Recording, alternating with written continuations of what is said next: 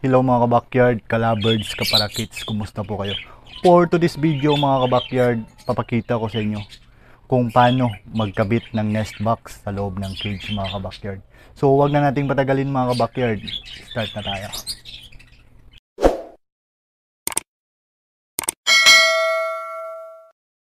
So ang mga gamit po na kailangan natin mga ka-backyard is pako, martilyo, plies, kutsilyo.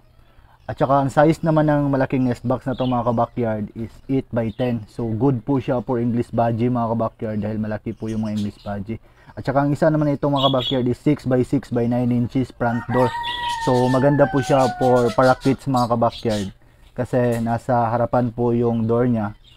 At easy na po kung mag-open kayo o mag-check kayo ng mga painakay na mga alaga nyong lovebirds mga ka-backyard. So ayan mga ka-backyard, nag-start na ako maglagay ng pako. So pag once naglalagay pala kayo ng pako mga ka-backyard, dapat dahan-dahan lang kasi may posibilidad na mag-crack yung kahoy mga ka-backyard. So ang ginawa ko dito mga ka-backyard is dahan-dahan lang talaga para maganda ang result mga ka-backyard sa pagkakabit natin ng nest box na yun. So ayan mga ka-backyard, natapos na ako. So dalawang pako po yung nilagay ko sa nest box natin.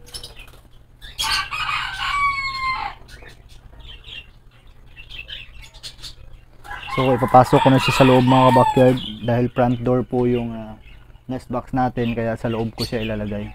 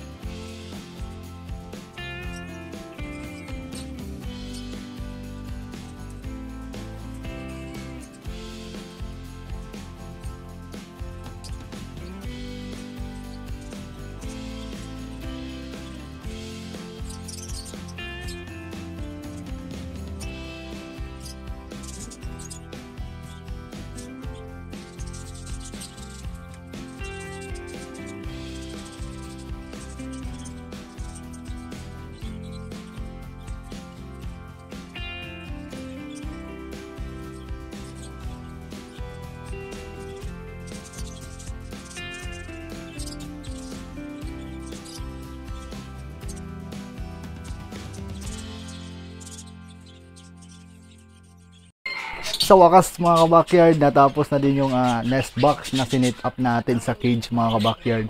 So nais ko lang batiin mga ka-backyard ang mga bagong subscriber na nag-subscribe sa YouTube channel ko. So welcome po sa aking YouTube channel mga ka-backyard.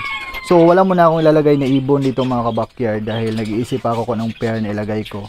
So update ko kayo sa next vlog ko mga ka-backyard kung anong ibon ang ilagay ko dito sa loob. So God bless po sa ating lahat mga ka-backyard, mag-ingat po tayo.